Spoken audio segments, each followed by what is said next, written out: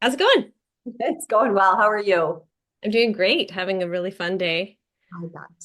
Yeah, I got to do some good problem solving at work today, and we actually ended up getting to the bottom of something that's been going horribly wrong for like I don't know how long, and finally started to get all our lab results coming into the correct location. So it's it's been Yay. about 2 months I've been fighting to make it happen, and it's Oh, I'm very, very glad that it actually is working. So that was my hooray for today. hey, that is awesome. I know it's something that you guys have been struggling with for some time, and I'm so glad that you guys found a good solution and your hard work is paying off.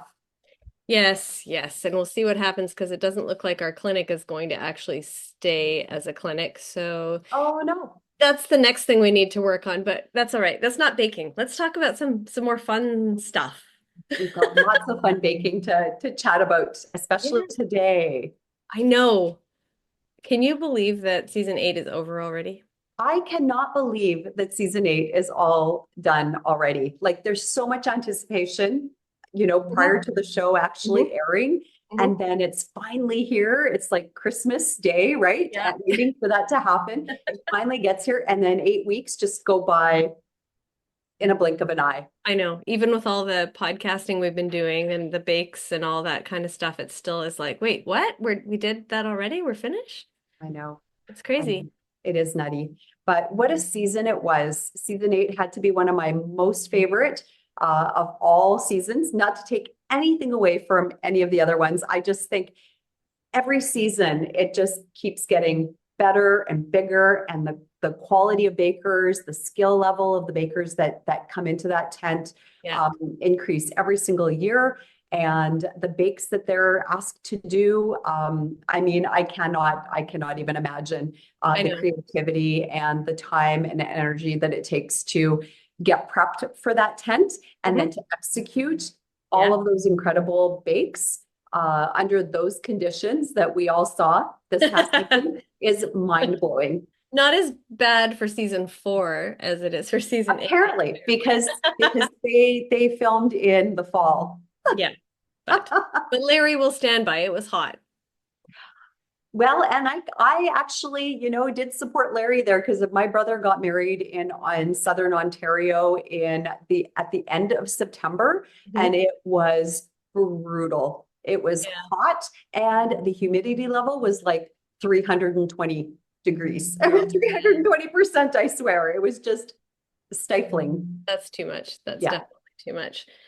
So Oh, wow. Well, I guess it must be I don't know what's happening with my color now. I just told you that I fixed my color and now I'm going orange. good. I don't know. We'll figure it out. It doesn't matter. It must be like think about what it must be like for all the bakers now that they're finished. Like they finished filming months ago, but then they had that wait and the wait after it was announced, and then watching week after week, and now all of a sudden, boom, It's all done. over for I now. I know. mean, I'm sure their lives are changing forever because of it, but Probably. Well, we get a chance to chat with the three lovely, skilled, talented, most amazing finalists yeah, today. We're so lucky to be able to do that. yes. So why don't we welcome them to our podcast? Yes, that sounds like a great idea. So we're going to say hello to Pamela, Elora, and Jen. Well, hello, everybody. Hello. Look at Hi. this. It's like we're all Hi. in the same room. I know. Close. Two of us are in the same room. Yeah. It's working out well. We thought Nice. this would be kind of handy, and then we get to hang out a little bit. So, And it's a lot quieter than my house. Oh, Yeah. yes. but How's everybody? Good. Very Good. good. Yes. Congratulations, Alora. yes. Thank you so Alora. much. Thank Yeah, you. first and foremost, what an amazing and beautiful run you had on the show. Congratulations on taking that Thank cake you. plate home. Uh, Yes.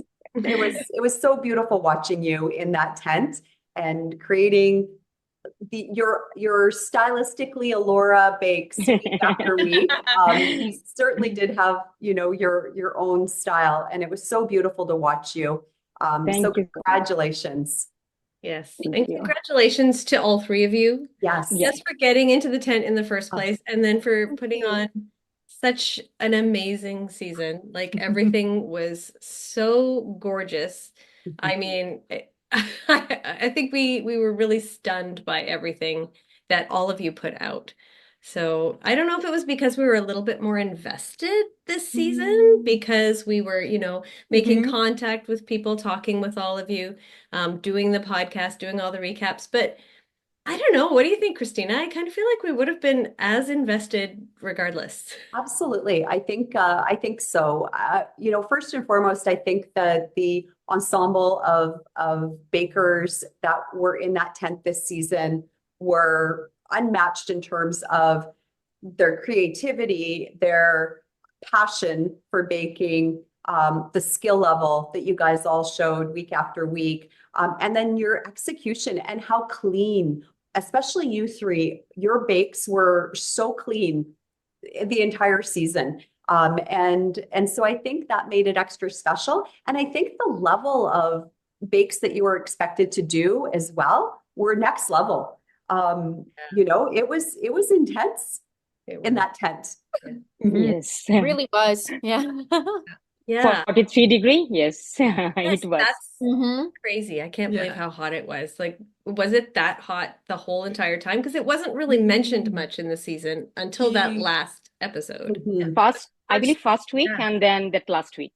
Oh, Mhm. okay. It was Yeah. that kind of Oh, hot. sorry, Yes. Kimchi. We didn't spend time talking with you. That's okay.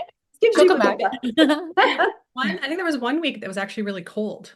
Really? Oh. Yeah. Yes. Yeah. Yes. 1 week. I don't remember which week, but 1 week was like a really cold. Yeah. Mm. Maybe we made some bread or bread It was maybe. cold and I think rainy.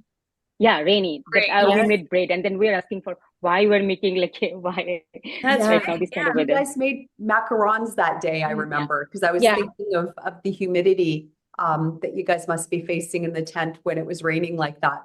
Then maybe it's 2 days, something like that, in like that kind of weather. Was it kind of a nice relief or a bit of a break? Or was it just like, why when we're trying to make macarons? I really like thunderstorms, and I grew up in Ontario, so I really missed those. And so for me, I really liked it. Yeah. Production, Not less so so. much. Yeah, because Yeah. if they get any lightning, then they have to delay and the generators and everything. So Yeah. yeah, Yeah. but I really like the thunderstorms. That makes Yeah. sense. Pamela, Yes. welcome. Thank you for being Thank here. you. Thank you so much for having us. We're so happy to have you. And I'm really grateful that you shared your amazing cake recipe with us because, I mean, Christina can't stop making it. I loved it. I bought the pan just so that I could make it. And yeah, that was definitely a favorite. So it's Well, gonna I be, appreciate that so much that you guys are taking the time to make my recipe. It's like, oh, yay. yeah, a lot of people are. Yes. Have you seen Yeah, it? It's yeah. all That it's was all over so social nice. media. So that's been really cool. Including me. Yeah. Yay, that's But right. I saw a couldn't picture. share the picture because mine was like it's not that pretty looking. I don't know. I That's couldn't not finish. true, Elora. That's not true. I saw it and it was beautiful. Uh, But taste was okay. It was like really good. Oh, Really good. so yeah, Thank it's you. so delicious. Like I sent Pamela a quick note saying, that's it. I'm throwing away all my other cake recipes because this is the only one that I actually need forever from here on in. It's so Thank good. you. That's Really that's good. like such a But there is beautiful one more cake from Pamela, banana cake. That cake. Oh, from week Oh, one. yes. Mhm. It was Oh, the like a really good. I didn't make it, but I will make for sure. Thank you, Elora. Yeah.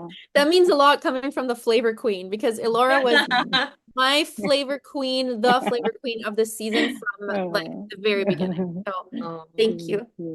Well, we had picked at the beginning of the season, we made some predictions. I don't know if you have been watching all along, but I know you have been listening, Yeah. watching or listening. And so we picked both you and you, Pamela, right from before we even started watching, which was probably dangerous because we were just basing it on social media or like instinct or something. And then Elora, you came out of nowhere all of a sudden. And I was like, I remember saying in that week, I was like, I think Elora could take this whole thing.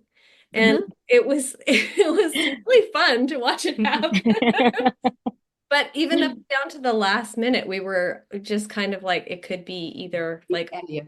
any one of the Yeah, three of you, yeah. any one of, I mean, the whole season was full of fantastic bakers, but Mhm. talking about walking into the last episode, it could have been any one of you. So, hi, buddy. Sorry, my dog is joining the Mhm. conversation.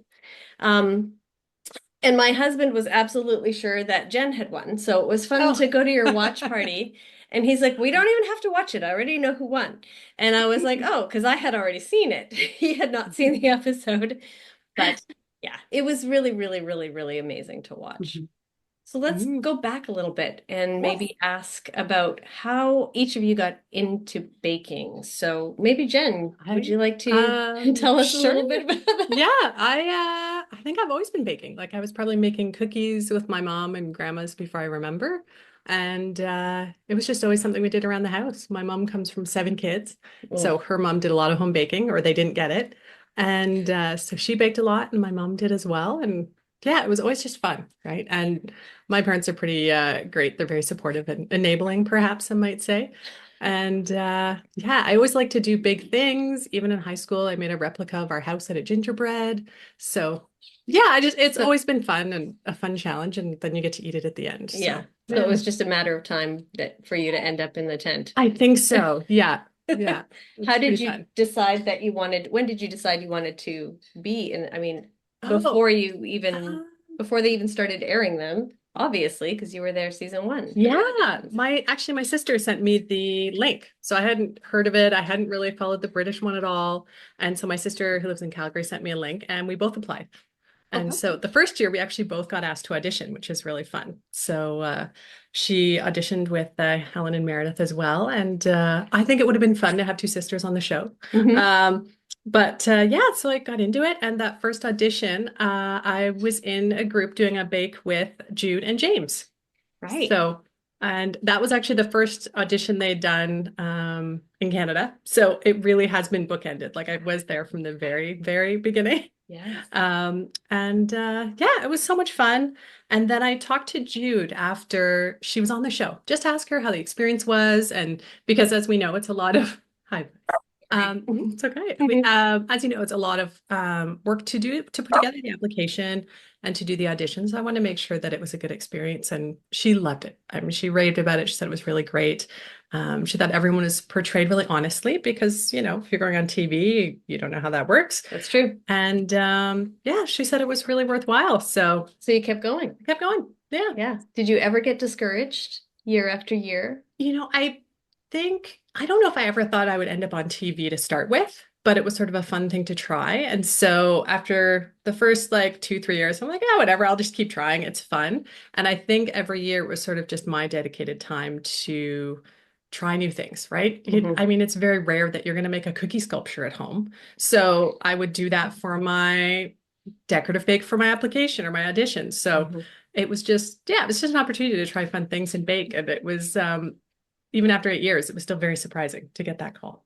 Yeah. Wow. Yeah. Well, I was expecting it after I heard your story went at the Vancouver audition. I was like, oh no, there's no way that they're gonna let her go another year. You know, it could have been an even 10, you know, It that might have could been have a better been. story. It might Yeah. have been. That's for Well, sure. we're glad 8 was the your lucky number. Oh, yeah. I kept telling these guys that, you know, to get to do with this group of people was totally worth waiting for. So, Mhm. yeah, it was pretty awesome. Yeah, it was great. A great group of people. You Mhm. guys all fit together so well. Yeah. Yeah. How about you, Elora? How did you get started in baking? Uh, well, I used to bake with my elder sister. She's amazing baker and cook as well. So not like crazy baker I was that time, just helping her learn basic stuff like how to make pound cake. I remember I made first time I made a pound cake, like a vanilla pound cake, and it's not that crazy thing. Like that time I just like help her making something like a bread, small like a bread, not that crazy. And when I moved to Canada, like 2004, and then I used to go to library because I was alone that time. My husband go to work, I was alone. So I used to go to library, borrow book, and then watching Food Network, um, Mhm. all the like cooking show. And then I start trying, why not I like make something new. So yeah, little by little I get into it. That's great. How many times did you try out for the show? First time I tried is 2019, I believe. And then I didn't apply because I have some personal problem, and then I was busy, so I couldn't apply. And then this time, Just the two times. A great yeah, job. Yeah. yeah, Nice.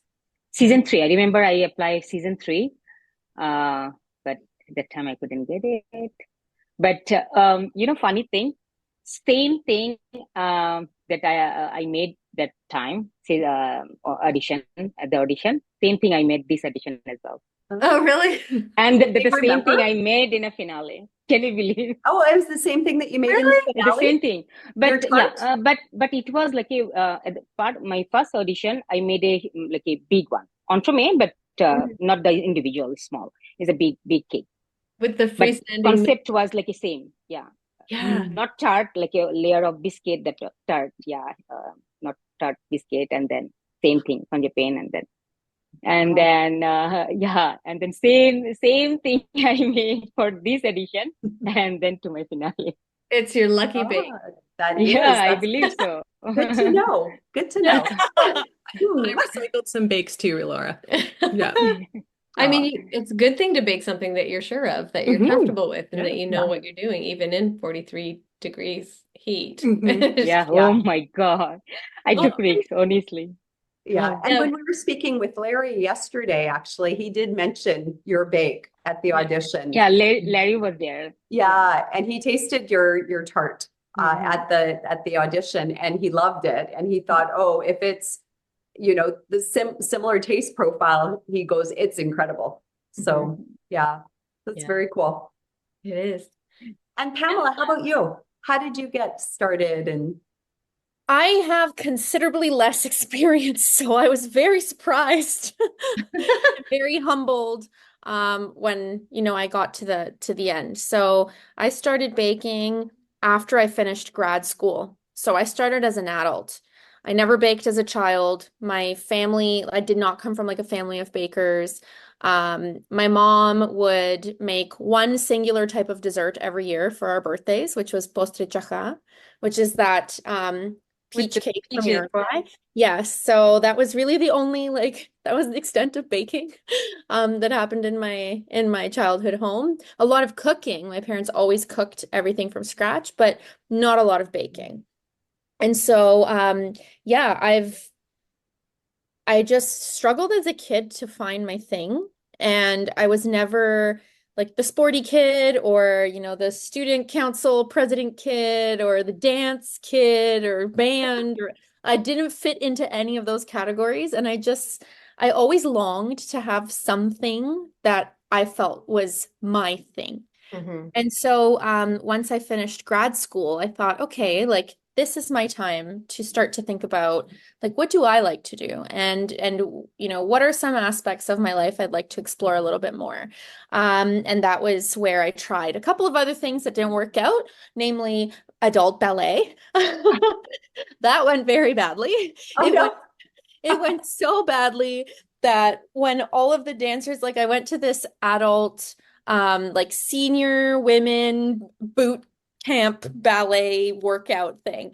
And I was like in my mid-20s and I get there and I'm like, oh, this is a bunch of like retired women. I can do this. Like I got this. I did not got this. The opposite of a got this.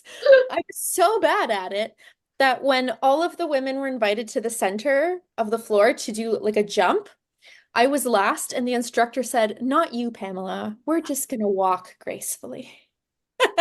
So I was so bad at it. And I thought, okay, I will try again. So I tried again at a different studio, still bad at it. Tried again at a different studio, still bad at it. Tried a fourth time at another studio, still bad at it. So finally I thought, okay, what can I be good at that isn't this? It doesn't have to be this. And then I discovered baking. So I just serendipitously, I was walking down the street in Toronto one day with a friend, and I passed by this like cutest little bakery called La Dolce, which used to be in Trinity Bellwoods.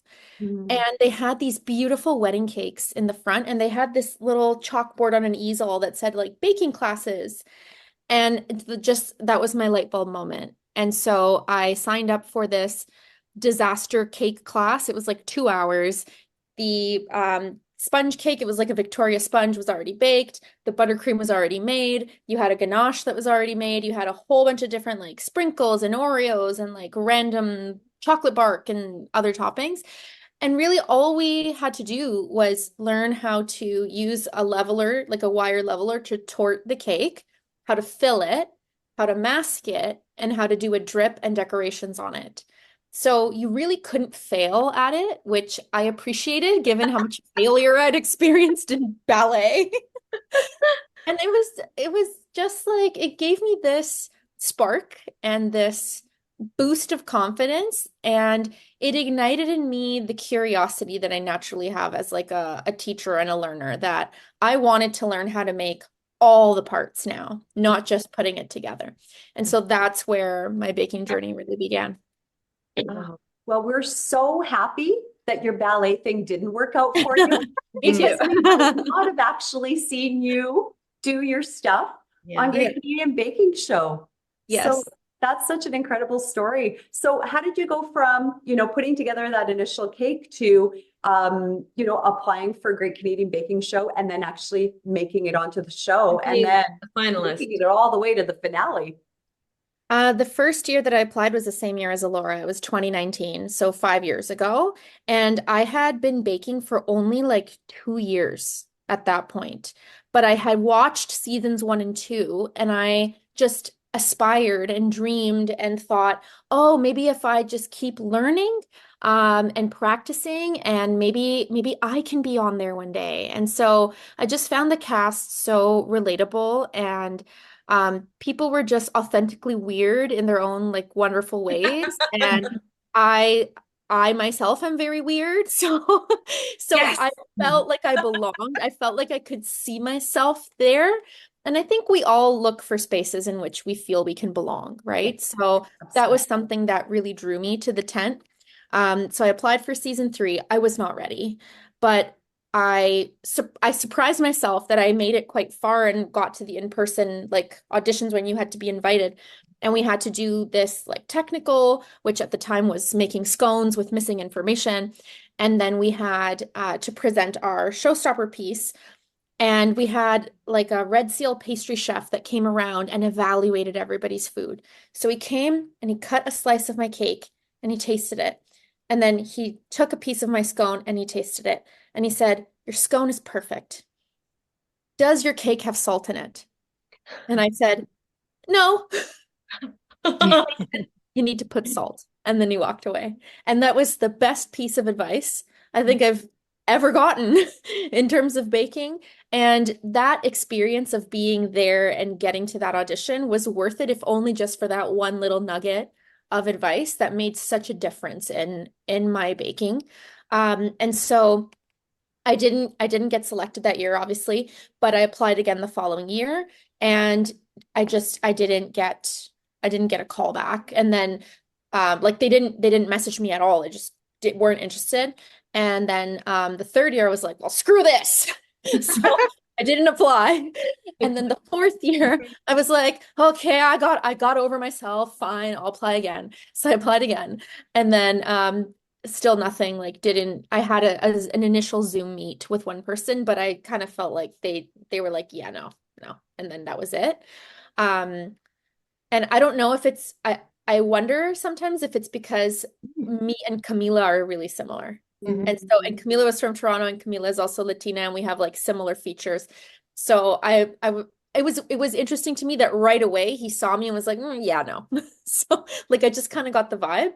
Yeah. So and then this year I wasn't going to apply, but I had just so happened to bring in a cake because I always bake for my colleagues. They're the people that get the most, like the majority of my baked goods.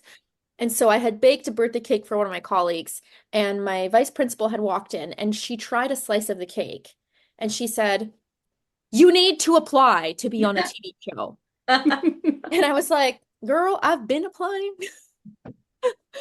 let me tell you, I've been applying. And so I was like, I don't know if I have it in me to like go through this whole application process again. It takes like 2 hours. Like I'm super thoughtful. I'm super intentional. And so when I fill out my application, it takes me an unreasonably long time. So I'm like, I don't know, it's like 2, 3 hours for me to apply. It's like all this anticipation. There's so much emotion, so much investment, so much letdown. I don't know if I can do that again. And naturally, I went home and like I raced home and I applied Immediately did it. immediately. And I thought, like that cheesy Wayne Gretzky quote, like you miss 100% of the shots you don't take. Totally. So I took the shot and I'm so glad that I did because now I'm here with you guys. That's awesome. What a fantastic story. And we're so glad that serendipitously actually brought that cake to work and basically you need to apply. It was your sign. And I'm so glad you listened to it and got yourself. And that was the day. That was the day the casting had been announced. Like that they had made that announcement that it was open. So it was kind of like a sign. And I don't know. Yeah. Nice. Oh, we are constantly, I think, especially since we have started the baking scraps thing, we're really appreciating the whole casting process so much more because having been through, the audition and doing Zoom bakes or live auditions or any of that stuff, and then feeling the same sort of way, like, ugh, why should I try? It's going to be like just the same thing as last year. Yeah. We or have rejection. We have rejection. We have rejection, more rejection. after, yeah, exactly. Recognize Side of rejection. intentional. Yeah. Yeah. Jen Recognize knows. how intentional they are with this casting process and how, they have an idea in their head of, I mean, maybe they have one person or two people that they're like, okay, this is going to be their year. Now, how are we going to build this cast around them? And they want to have that diversity and they want to have that really good mix of people that's going to really gel together really well. And they do it, an exceptional job of it every single year. So it takes the sting out of those rejections a little bit, just a little. Right, Cristina? Just a little. But really, we talk about it. We're grateful for that rejection, especially this past year, because without it, we wouldn't all be here today. And for us, we really did turn our sadness and wallowing in that rejection yet again, and turned it around, and we were able to actually do something pretty darn cool. And now, we're so grateful to be able to have the opportunity to chat with so many incredible people, so many talented people, and learn so much along the way. I think, every opportunity, I think there's reasons why things happen. And this was a really good thing for us. And we were able to do that. And one day, hopefully we'll be in that tent, but, I'm okay.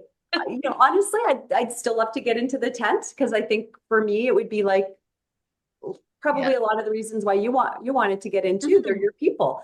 And it's this huge baking family and the learning opportunity and all of that great stuff that comes along with it. So that would be wonderful, but I'm also at peace. Right. That if it doesn't happen, I'm okay too, because we were able to do something pretty darn cool. And we kind of get to be a second cousin to all of you wonderful people. So we're still peripherally in, maybe twice or 3 times removed, but we're kind of family, baby. Yeah. Family, right? I think I said that. I felt like I was at the kids' table for years. Yeah. So, yeah. I started my application today. That's good. And I was like, get them in early. To people that are listening, get them in early. Don't wait. In early. Catch their attention right away, especially if there are other applicants out there that are similar to you. Be the one that they see first. Right. Yes. That's my advice, unsolicitedly. And you guys too, Jen and Elora, you guys got your applications in pretty much right away? Right away. She probably just waved at them. She's like, always. I mean, after the first couple of years, I was on an email basis with them. I honestly, I asked for feedback too. Yeah. Yeah. to say like, because it is a lot of effort, as you said, Pam. And Mm. so I asked Jude, and I also, I asked them, like, should I bother next year? Like, yeah, no, you're definitely, it just didn't quite fit this year. So yeah, and Yeah. I did get asked to audition every year. I got to do the bake-alongs and everything. So um it's been a great experience with all of it. So I would say to people that want to audition, don't even worry if you don't make it, because just the whole process of auditioning, the application does take a while, and you do get to reflect on why you do things, what you like to bake, why you bake. And then you get to come up with new recipes. And I know, there's not always time for that. So it's just Yeah. dedicated time to do that. So, Okay, I have a question for you. yeah. Because you did this 8 years in a row. Yeah. That application is extensive. Yes. And I started same year as both Pamela and Elora. Mhm. I did my first one for season 3. Yeah. Mhm. And it didn't even occur to me until this past year that people would actually like save their answers in a file Mhm. somewhere. Yes. Just copy paste it. So this year I decided I would do that. So I'm like, hopefully I don't have to use this next year, but it's And they there. change the questions a little bit, but for the most part, It's they do repeat and maybe the wording is slightly different. Yeah. Yeah. So did you do that? Did you save your answer? No, my husband suggested it. Yeah. Because he's very organized that way. And I just thought, if I'm going to go through the process, I want to actually reflect. And some things do change year Yeah. over year. And if I didn't make it the previous year, maybe I don't want to put the exact say same something thing the different. next year. Okay, Sure. that's a point. That's a Yeah, point but for it's, sure. I mean, it can certainly save time. And if they already know you and they like your baking and they Mhm. think, that you'd be a good fit, then Yeah. it is more timing, I think, than anything else. Yeah. Because Probably is. the baking level has just gotten so good Mhm. because the show's been out so long, so people know what's kind of Yeah. expected. And there's so many online resources. Like, I'm Mhm. thinking about Pamela learning how to bake over the last, say, 10 years or whatever it is, and all the online resources. Like, I grew up with, I was baking from cookbooks and Yeah. the original Martha Stewart. So Yes. yeah, like, it's amazing. And I mean, I think that's where your precise, baking comes from, because you get to learn from such amazing resources, which is great. So Yeah, yeah. we all do. Because I mean, like, I sometimes I wish I had started earlier because then I would have had the benefit of, the old, like, beautiful big books and the internet. Mhm. Whereas for me, it was more just internet. And Yeah. also, resources are not always accessible to everybody, right? Like, I grew up in a very low income, like, Latino first generation family. Mhm. So we didn't have the resources to hobby bake or like do hobbies in general. So that's a large part of why I didn't get to explore this until I became an adult, until I graduated from grad school and I started working and I was able to set aside some money for developing my own interests. So the internet has been a great resource for that because it's so largely available to people, and you no longer have to have the means to buy these really expensive books in order to learn. Mhm. Yeah, that's a really Yeah, good so point. true. Well, how about you, Alora? Where did your recipes mostly come from? Do you source recipes on the internet, or are these mostly like old Uh, home recipes? Because no, there are a no, lot that you baked not for. not from home. There's a basic knowledge from home, right? Yeah, yeah. But from library for sure. My Mhm. first learning from library books, borrowing library book, Yeah. and then watching TV, because that time we didn't have that much Hmm. I'm talking about 2004 5, right? Internet. That time I didn't think we had that much Yeah. option, right? So yeah, so watching like a Food Network, but mostly library book. Yeah. And Mhm. Yeah, continuing, like even this and last. continuing. Oh my God, I like recipe after recipe failed, but I didn't give up. That's the thing.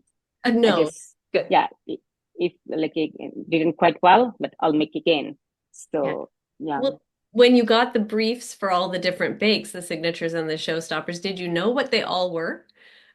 Uh, no. Okay. No.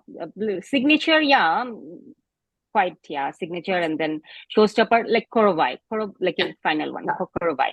No, I didn't know that Korovai, so I just searched and then we checked. Yeah, Your corvée was so beautiful and so thank you. cute with the bunny rabbits on it. Oh, It's just gorgeous. All of your three, final showstoppers were so imaginative. And like when I thought of a Koravai when I first looked it up on the internet, and I was like, okay, it's like 1, 2, 3 tiers with a bunch of like decorative things, all mostly monochromatic. But yours were all so colorful and so beautiful and like different shapes and structures. Like you did a pagoda. Like it just to me was like, I don't know, just the imagination. It Mhm. just it astounds me. Yeah. So beautifully done. Well done. Well done. And how did you guys do that ideation for all your bakes? Did you have like a core group of people around you that were your like you were able to test out flavors with, or you know, how did that process how did it develop along the way? For me, actually, I didn't tell anyone that, uh, honestly, even my sister-in-law doesn't know like for a long time that I'm participating. So for me, by myself, like I'm just like making something, and then my husband and my son was the Were tasting your taste person. testers? Yeah. Oh, I bet So they yeah, love that. yeah. Yeah. And sometime I remember, that parts bag, hand bag I Mm. made. Yeah. Yes. Yeah. So my practice time I made, and then I had one party. So I brought that cake there, and then for the like as a gift. Oh, So perfect. yeah, Excellent. Oh, that's awesome. that time they didn't know that I'm participating, something like that. Yeah, Mm. No, they just thought you were so creative and yeah, this beautiful yeah. cake for the, I made a cake for them, that beautiful cake. that's So did wonderful. you go around and say, okay, so what do you think? Yeah, Tell me. exactly. I need some criticism. Needs more salt. Yeah, more salt. Just Just ask yeah. Pamela. So Oh, how did it feel for all of you walking into the tent mhm. that first day? Pretty surreal. Yeah. Yeah, absolutely. I mean, I still, when we're sitting in the judging, even down to close to the end, it almost still felt like I was watching the show. Mm. Yeah, When you're watching the exactly. judging, it's very much like you see on TV. And so I'm sitting there like, oh, shoot, I'm actually here. I keep reminding myself. Yeah. No, it was lovely every time. I don't think it ever lost its novelty. Hmm. Yeah. How about for For you, a Pam? long time, I felt like I'm dreaming. Like I pinch myself so many times. I'm dreaming, that kind of feeling. Oh, Oh, that's wonderful. and how about you, Pamela? It was overwhelming, in a really positive way.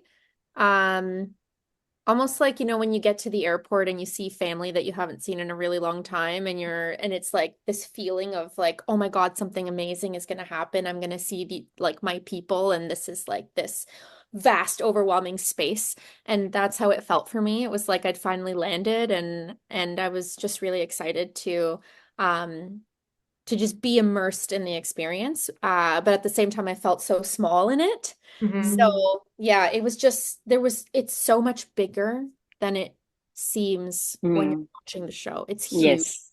And the amount of like set pieces, the number of people, like the number of crew, the amount of equipment, the size of the equipment, there's just so much packed into that space. And it's like, how does this all fit? And how do they hide it? Yeah. So, and it's because it's huge. It's actually a really large space, and there's quite a lot of space at the front. So when they do those like wide shots, everybody goes to like the front, and then they just pan across, but they all manage to fit along the front. So yeah, it was very overwhelming, but in a really positive way. It's And it interesting. was very organized. Like they were Mhm. very organized. Everything was very organized. Yeah, Yeah. Amazing. well-oiled Very machine. structured, which I appreciate as a teacher. I need structure. Well, What I didn't appreciate was a lack of rubrics for the technicals, and, Yeah. expectations need to be Especially clear. final one. Oh my God, especially Yeah. final. Oh, Oh, Yeah. well, I guess they've done this before. So 8 seasons out, they probably have that, it's like a well-oiled machine. Everybody kind of Yeah. knows Yeah. everything that they're going to be doing. And yeah, Mhm. And the culinary team has it like down to a science, and mhm. in just the most impressive way. And they're so collegial, so kind to each other and to us, and never were snippy or upset, if we were short or stressed, and genuinely try their absolute best to get you whatever you needed as quickly as possible. Mhm. So, yeah, they were the unsung heroes of the whole thing. Mhm. That's Yeah. wonderful. Yeah, we don't give enough credit to all the crew and all the Mhm. people who are there. I mean, because they're doing their job, they're not seen. Mhm. So, Yeah. you know, they're supposed to be invisible. And so we just don't want to miss out on thanking them for everything that they do to create this show that is so dear to our hearts. Mhm. And I'm like really impressed by the fact that they managed to take a space that, as you said, is so much larger and there are so many working parts that you don't see. Mhm. Get there and you see all, you know, the inner workings of it, and yet you still feel like you're coming home and it's Yeah. still like Yeah. familiar Yeah. and like you're watching it on TV. So Yeah. Cool. it's I think very because we've seen it so many times and we've imagined ourselves there so many times, and when you finally get there, like I said, it's like landing, and yeah, it felt really magical. yeah, Mhm. that's wonderful. So, what was your favorite thing to bake in the tent? Mm. And was it something that went really, really right, or was it something that maybe didn't go to plan? I think for me, my absolute favorite thing that I made in the tent was my banana split cake, Yes. because I just I had worked so hard on that cake, and I had lied to everybody at school because I was showing up with like 12 pounds of cake on a daily basis for one straight week. And people are like, "Are you nuts? Are you okay? Are you going through something?" Like, I'm like, "I'm taking a recipe development class," which was not true. So I apologize to people who bought my lie. But I cut it all up and saran wrapped each piece, and that alone took me 2 hours every time because I didn't want anyone to see the design or to Yeah. start asking Right. questions, right? But I went through so many iterations of that cake and never was able to get it down to time. The first time I did it, it took 7 or 8 hours, which is basically double the time. And I hated it, and it was so ugly. But I made a promise to myself that I would backwards plan in the same way that I do in my career. And I would start with my overall concept in mind, and then I would decide on my flavors, and then I would work on my recipes. And I promised myself that I would not change my concepts. I held myself accountable to my concepts, and that was the only way that I wouldn't overthink or make changes or waste time. Mhm. And so I did that with that cake. I didn't give up on it, even though the first one sucked and the second one sucked and the third one sucked a little bit more, oddly. But by the time I reached the fifth iteration of that cake, I was happy. I just couldn't get it down to time. So the best that I did was like 45 minutes to an hour overtime. Wow.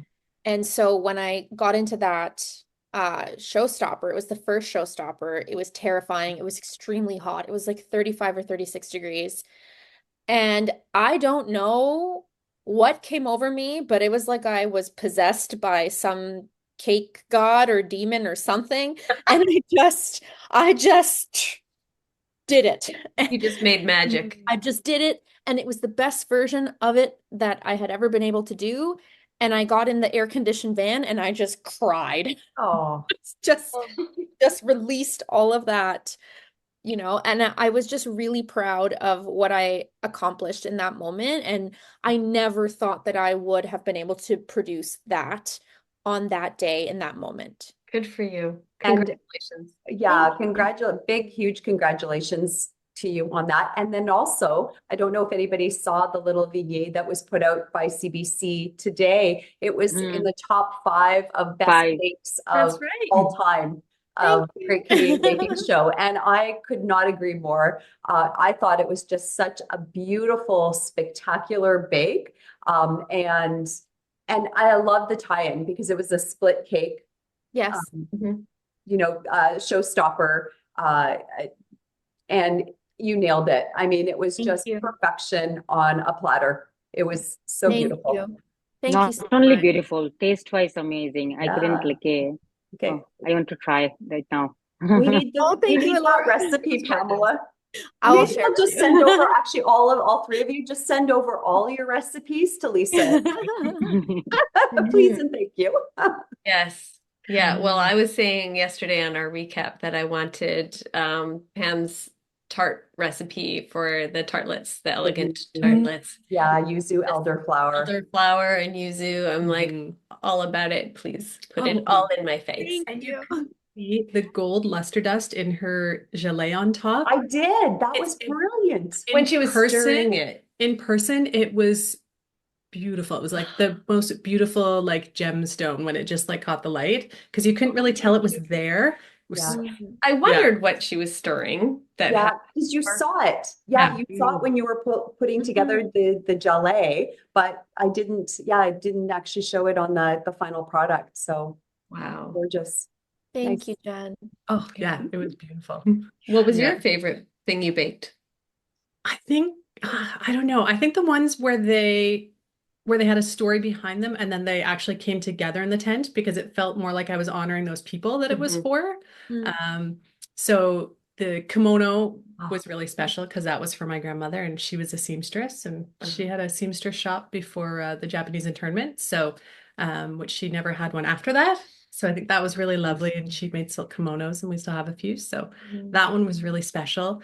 And the other one was my split cake, which I went the opposite route where Pam did many and it was new. That was actually something, Elora, that I used, I think, for season 3 audition. I think I did a stump cake Okay. with the Black Forest recipe, and it was my late mother-in-law's recipe. And so the Oh. stump cake was kind of like a nurse tree, in the forest, and it's after it's gone, it's still nurturing everything around it. Mhm. So that's why I wanted to put that one in the Oh, first. I just got Yeah, little shivers up my spine. there no. is planning, when you have those things that, because I think all of our bakes kind of, they're inspired by something, right? Yes, And always. the ones that are really important, I think you want to do near the beginning just in case. So Yeah, Mhm. get them so you've got them in. And both of those bakes were so stunning. Your kimono focaccia bread was so beautiful.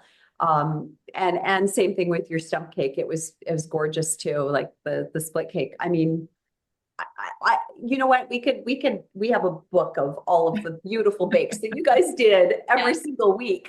You could say, wow, I really love this one. I love that one. I love this one. I love that one. I mean, throughout the entire series, all three of you amazed us with your beauty and creativity and skills. So it was really amazing. And Elora, your samosas made me want to try samosas. Mhm. Sure. They were Maybe so someday. beautiful. You were Oh, it sounded perfection. good. Oh, mhm. Thank you. Perfection. Down to the thickness of every single little rope, Laura. It was Oh, perfection. thank you. Wow. Thank you. Mhm. So so what was your favorite bake of the For season? me, I believe cartoon cake, mojito cake. the cartoon cake, yeah. Yes, Cartoon because cake. it wasn't my plan, honestly.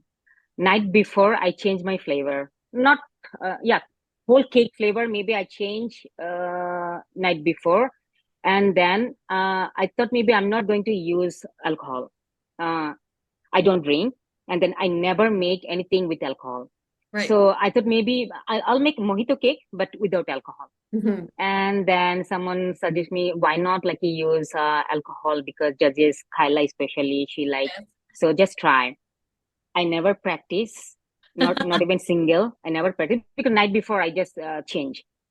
For the first time I made a cake with alcohol, I was worried because is it too much or too little, Mhm. Mhm. right? Never know.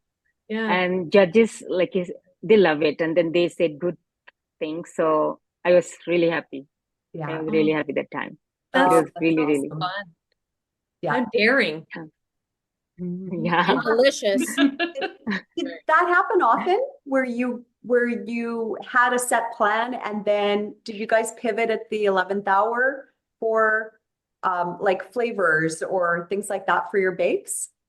For me, Or yeah. yeah, for me, I change quite a bit.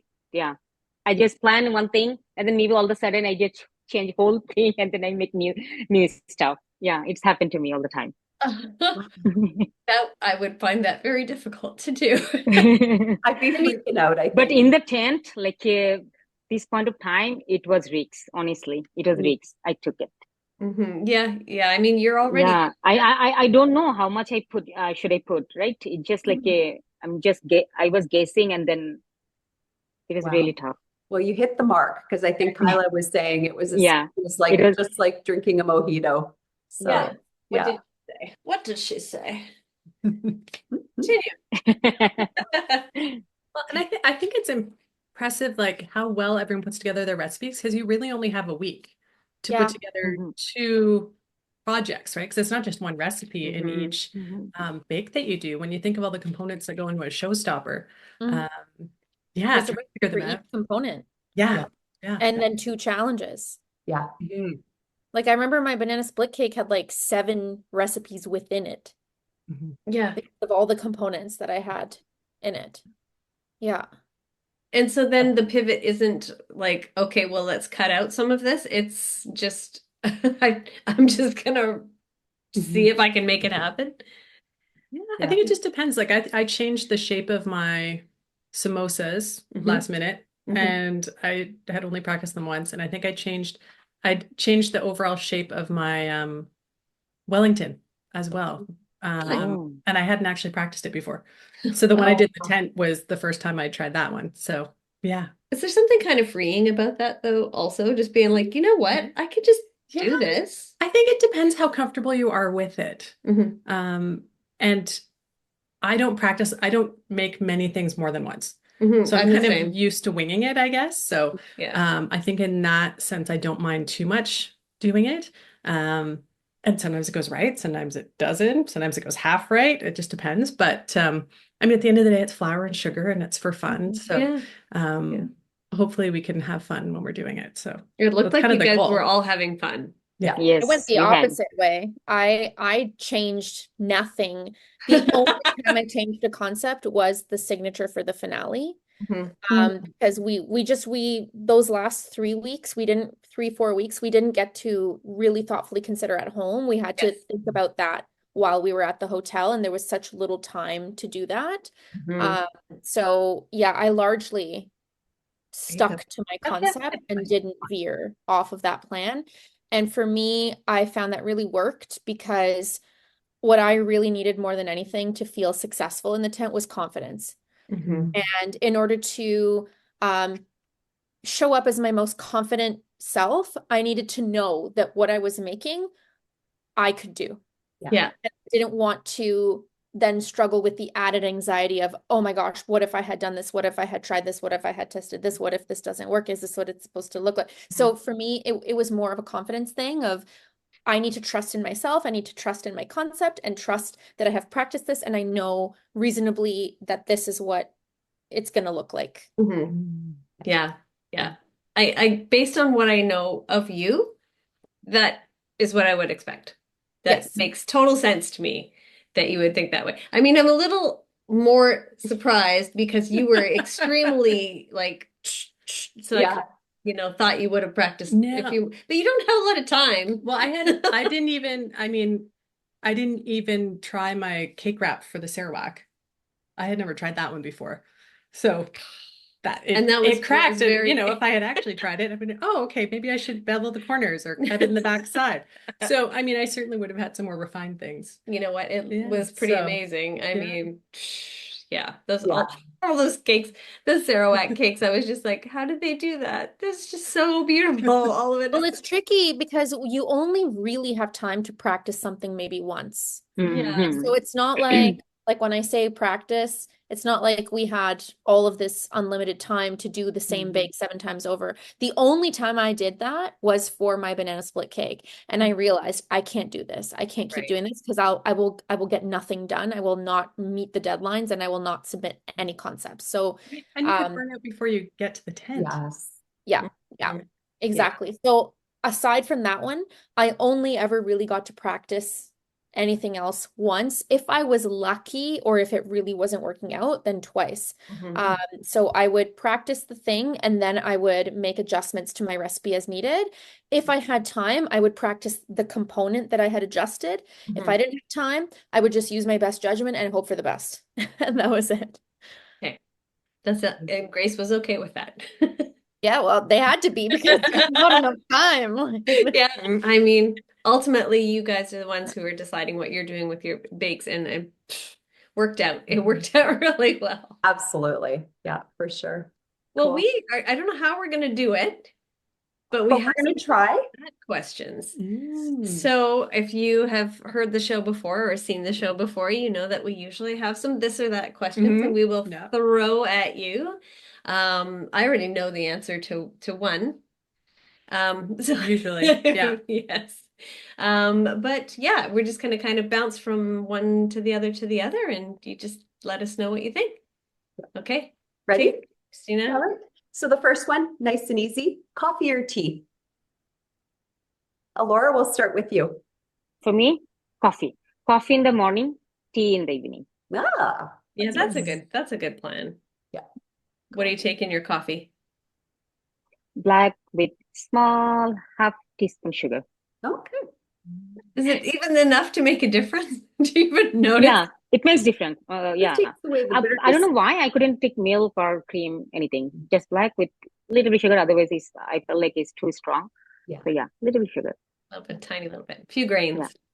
Yeah. Yes. Pamela? I am through and through a coffee kind of gal. I kind of thought Shocking. I might know. Yeah. Shocking. Through and through. I don't know if you could tell from my bakes. But You can tell. I mean, I'm Everybody so can shocked by that answer. Love coffee, and I take my coffee in an interesting way. I have a can of whipped cream I keep at work. So I'll make my coffee like my routine. I'm very routined. So I get to work, I make my coffee. I like a dark roast. Then I put a little bit of raw sugar and then load it up with whipped cream. So that's how I like to have my coffee in the morning. It's, There you go. it's Just a like ritual. your cartoon cake. Yeah, yeah. Yeah, Exactly. the next Gailey commercial is going to be just Pam making Yep. making her That's what I coffee. use. I can't. It's great. Lasts forever, tastes perfect. What more can you want?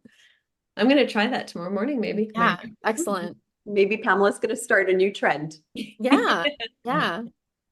And for you, I drink tea all day with milk and I bake with coffee. yeah. Mm. Okay. Nice. Yes, I asked her when she was on her way over here if she wanted tea or coffee, and I was Yeah, like, tea. I know the answer already. I'm drinking you- a tea right now, but I do prefer coffee. Yeah, coffee's always. Mm. Did you use the honey or did you use the sugar? No, I don't do sugar. Or neither? Just milk. Oh, Lots of milk. I'm kind of a tea granny, and then I can drink it right away. right. Yeah. I'm the same with that too. It's Mhm. too hot. But I don't know if your heater's working very well. That's fine. I've got a little cup heater, mug warmer. Mhm. Okay, next question. Favorite week in the tent? It says this or that, but We can list all of them. this or that or this or that or this or that. Oh, you're looking at me. Yes. Probably Nature Week, because that's probably the most like up my alley in terms of style wise. Like it feels very natural. Yes. Nature Week for me. So Mhm. yeah, I think that one because I don't like to fight with ingredients, and I feel like most components lend themselves to natural things. Yeah, that's a good point. Yeah, Yeah. I think it works well. That's And why I your like it. bakes were beautiful Oh, for thank Nature you. Week. Yeah. Mhm. All right, Elora, what was your favorite week? For me, I believe celebration week. Oh, shocking. Shocking. Yeah, you did pretty well, I'd say. Because I introduced some of my childhood flavor. Mm. So yeah. And then judges never had before those kind of flavor. So I Yeah. took risks, honestly, because they never had before those kind of flavor. And then for the first time they're having. So I was nervous, but I made it. Yeah. And then they liked it too, right? So it was really, really special. That's probably something that doesn't happen too often, that they get flavors that they haven't really tasted. Mhm. Mm-hmm. After did 8 you- seasons, I would imagine it would be hard to surprise them. Yeah. But did you like the technical for celebration? Oh, no. I don't like any of the technical, honestly. Any of the technical, I don't like it at all. Oh my God. Every time I run out time. As you can see, the Mahancha, right? Mahancha, I mean, I couldn't, Mahancha, I couldn't put anything on top. I was like, run Yeah. out my time. And then, I don't like their technical at all. Mm. Well, that's understandable. It's Yeah. stress. It's stress you can't prepare for very, very well. So, okay. Pamela, what was your favorite week? Uh, I think you already know coffee and tea week. Yes. Favorite. Really just Yeah, coffee week. Yes. my favorite. Coffee week was my favorite. Mostly because I cared so much about the bakes. I really poured my heart and soul into every bake, but this week specifically was like all about my family. And Yeah. so the tiramisu was, inspired by like my favorite childhood chocolate bar, which I couldn't say on the show, but it's a Kinder Bueno. So it's like the white chocolate hazelnut mix. Nice. And Yes. then my father was really like my dad is my best friend. I love him so much. And he was really involved in like my recipe tasting overall, but especially on that day because he loves tiramisu. And we that was a dessert that we grew up not making ever, but buying on special occasions, on fancy occasions. We get the frozen tiramisu from like Food Basics, and I was like, oh, it's fancy. So it was very much a nostalgic bake of my childhood, but also to get my dad's input. Like I did like little versions of it with different types of alcohols in them. And I tried the Bailey's version, which like I loved. But then I tried one with cream sherry, which is my father's favorite. And he was like, you have to do this one. And so I went with that one and it was the right choice and it worked out really well. And then also my showstopper was through and through dedicated to my family, and my cake broke. I don't know what baking spray they use in that tent, but it is very bad. Okay. So it like the cake, I inverted it and it was completely stuck. It wouldn't come out, and it Oh, was 100% the cause was the spray because I've used that pan before. Mhm.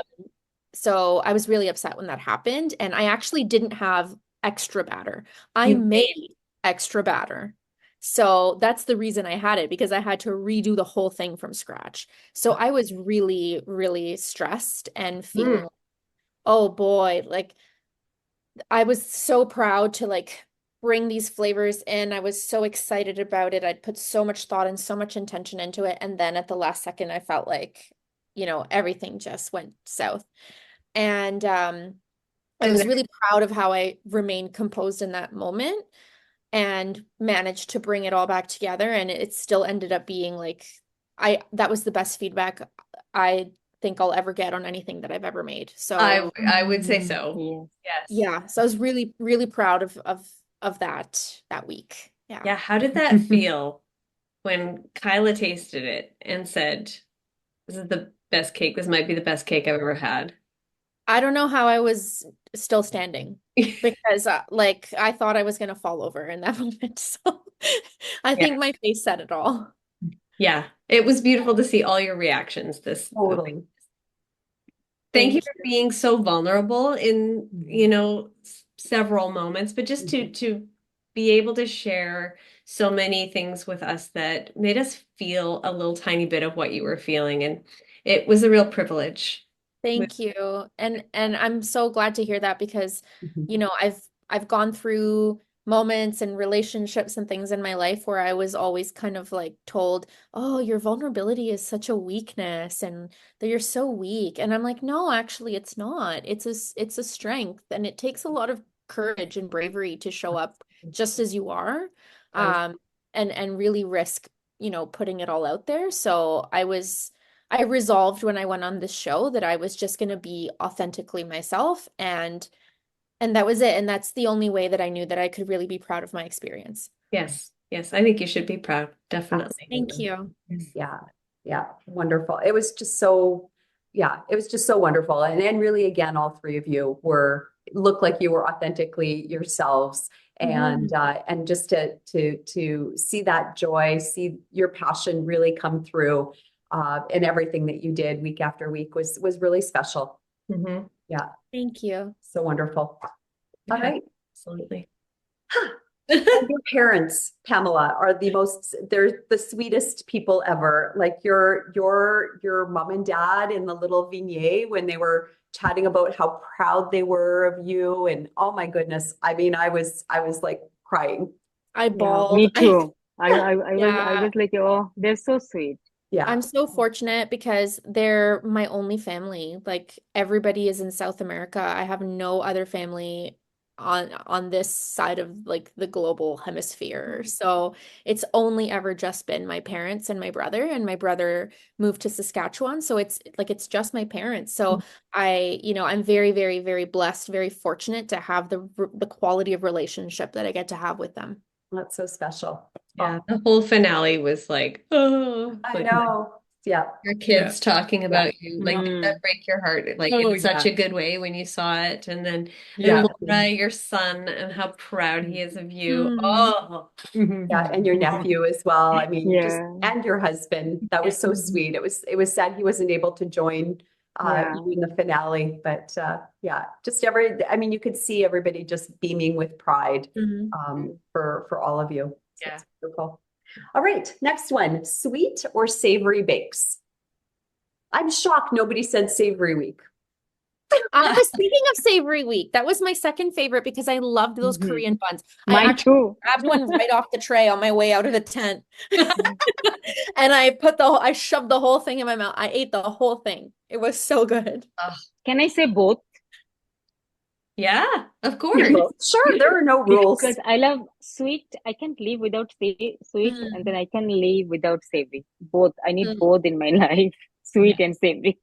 That's fair. And when you're doing your famous tea parties, you usually have both on your, Yeah, right? both So for yeah, sure. Because I Yes, use on that's the wonderful. pink tablecloth. yeah. So when are Bruno and Kyla coming over for afternoon tea at your place?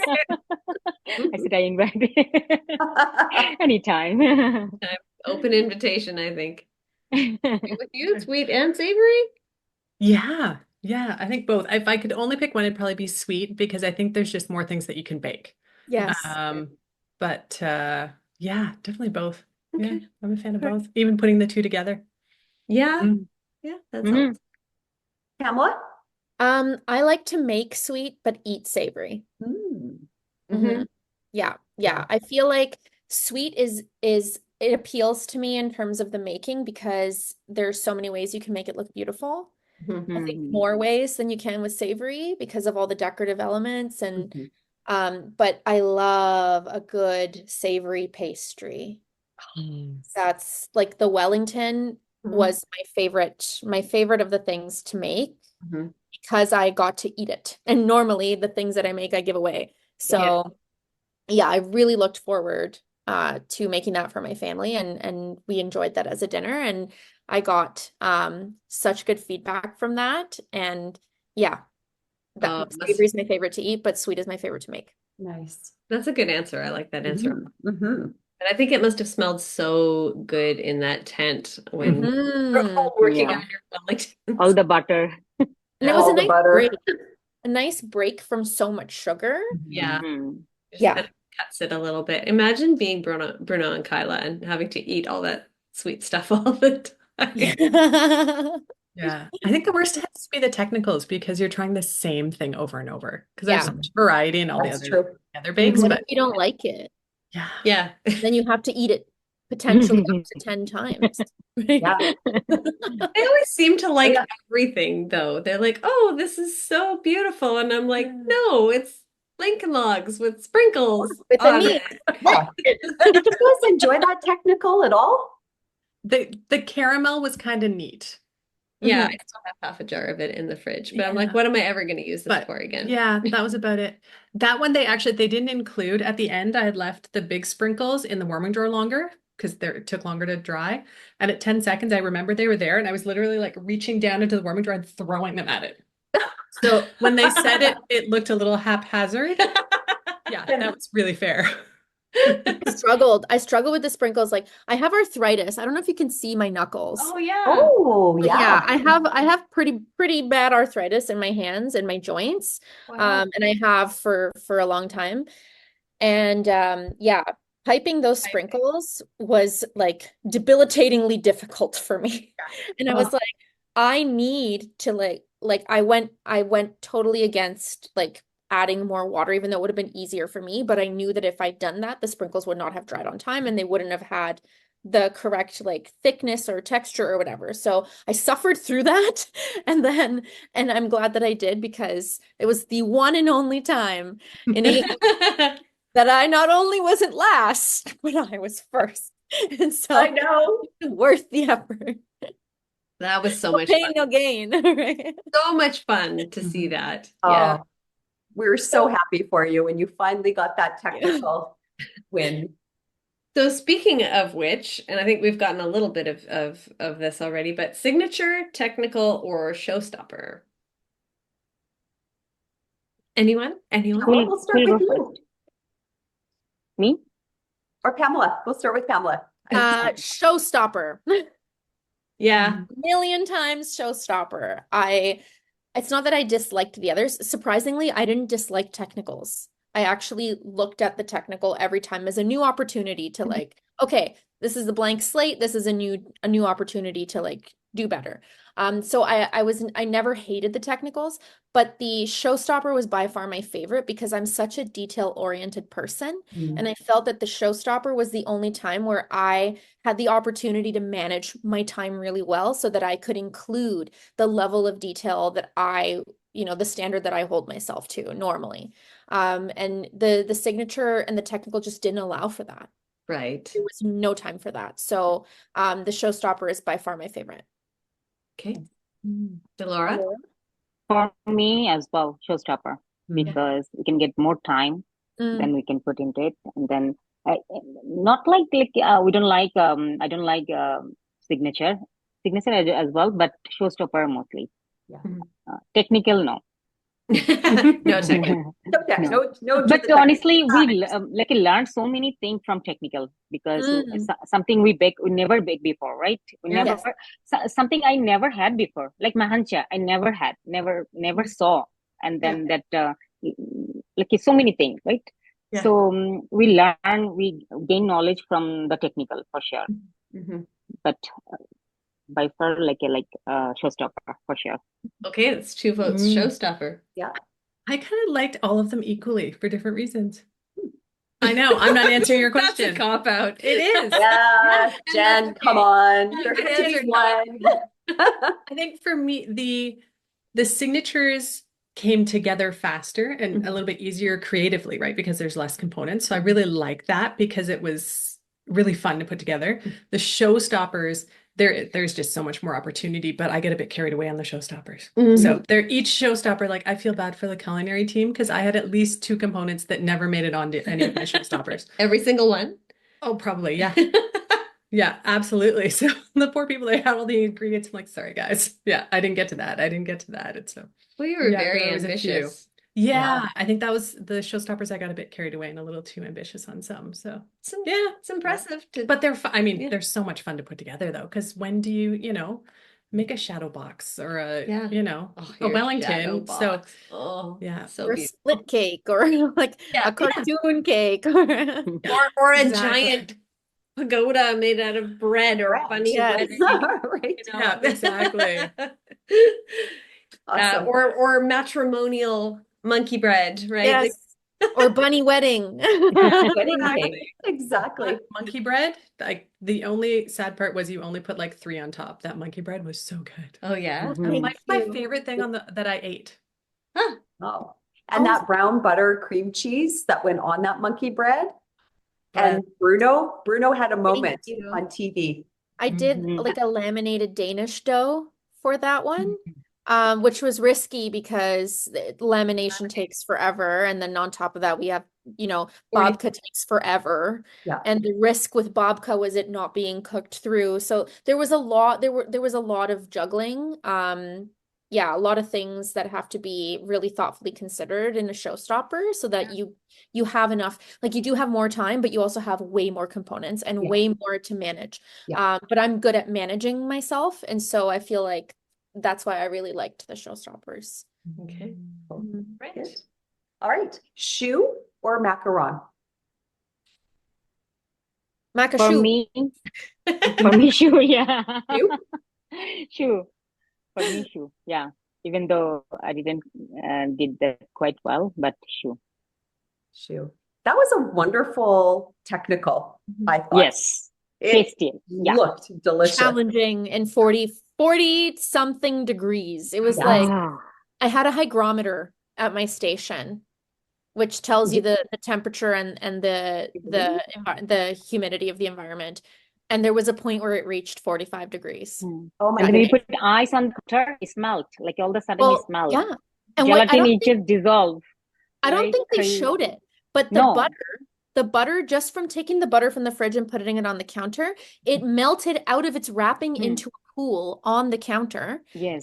And not only that, the gelatin, like Elora said, we took, because the water that comes out of the tap is not drinkable. So you have to go to the fridge and get fridge water. So this is cold water. I put it into a measuring glass. I put my gelatin in it. It said to like let it bloom for, I don't know, 5-10 minutes. I came back to it after 10 minutes and I'm like Not feeling 10 it. minutes. I honestly, for me, just like maybe Few minutes, just a few minutes. maybe, yeah. I reached in and I'm like, where's the gelatin? Like, I swear I put gelatin in this. So then I put more gelatin, went back after a few minutes, checked, no gelatin. I'm like, Yeah. why is the water brown? Oh, For me, 2 times, yeah. Realized it had dissolved because of how hot the ambient temperature was in the tent. It heated the water up enough that it dissolved the gelatin. that's crazy. Yeah. Oh my goodness. It I was hope they took crazy. really good care of you guys in that heat because that's dangerous. Yeah. Like I mean Oh, it could I be. think I had like 3 bottles of Gatorade and I don't know how many bottles of water that day. It was insane. Yeah. It was so hot that we have to wear shorts underneath, or if you're wearing a dress or a skirt, you need to wear shorts underneath so that you can be mic'd. When Right. I went to go get unmic'd, I had these black bicycle shorts on and I had salt lines across my bum because of all of the sweat and all of the salt that I had lost during that challenge. So it was Wow. incredibly hot. The culinary team was great. Like they went around with like ice cold water bottles and Ice put cold them on water, our yeah. neck, put them up behind our legs. And so they did the best that they could Good. to keep us, cool. But there's only so much you can do when you have, 6 ovens on, because we each got to use 2 ovens. There were 6 ovens on. It was 45 degrees. You're basically in a greenhouse in the middle of a field. And so it was exceptionally hot that day. And I think given the conditions, like we all like should be super proud of what Yeah. we did there. No, Oh, and to turn out the beautiful bakes that you guys did for that whole week of challenges were incredible. Like, I don't know how you guys did it. No. That's Nope. beyond Yeah. magic. I don't know You guys either. are like, Manifestation. Magic. Yes. you guys brought all the magic. And I must say, you guys were all very glowy. Oh yes, and that's Especially your elbows. You look fabulous. Eyeliner was melting so many times. Oh Oh my my God. God. And my feet were bleeding. I had to call a medic to bandage my feet 3 times because I had gotten a new pair of shoes to wear. Because I didn't think I was going to get to the finale, so I didn't bring I didn't bring enough. So I had these new shoes and they were making my feet literally bleed. And so I had to keep calling the medic to wrap them. But then it didn't help that I was also sweating so much. And so there was more chafing and more bleeding. And it was just like, Yeah. it was chaos. It was absolute chaos. Oh wow. Okay. Yeah. So Elora said shoe.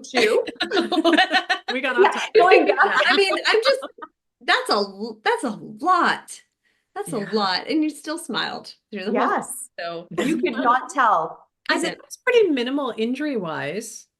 Like it wasn't too bad. A couple burns here and there. Yeah. Wow. That's pretty good. Good. Yeah. All right. I So hurt Elora's myself shoe? walking the set, but What? I'm macaron, equally macaron and shoe. Cannot decide Equally. them both. Yes. oh. I would do shoe.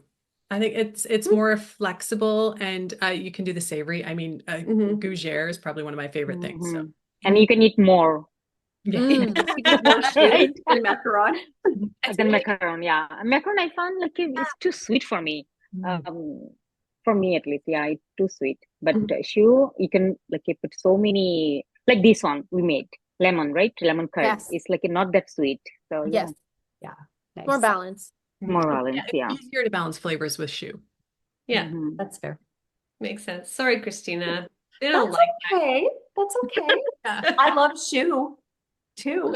But we I also love know shoe too. that your macarons are the ones that I have. Well, I've now tasted yours too. That's right. Yeah. But I was like, okay, I guess I do like macarons. So Mm. yeah, It's salt. that's Yes, right. that's why Salt is the the key. salted caramel for me is my Yeah. favorite version of a macaron, like a salted caramel or Yes. an espresso caramel, something that has a little bit of bitter and a little bit of salt to Yeah. balance that sweet. Or Oh, just adding a little bit of, depending on what your filling is, like a little sea salt Mm. right on top of whatever your filling is, whether it's like a chocolate ganache or something, it just balances it off. So yeah, that's the key. So all right. Next, buttercream. Sorry, buttercream. American, some kind of meringue, or some other type of buttercream. I probably do Swiss most, Mhm. but I probably like Italian the best. What's the difference for you? Like, why do you prefer to eat one over the other?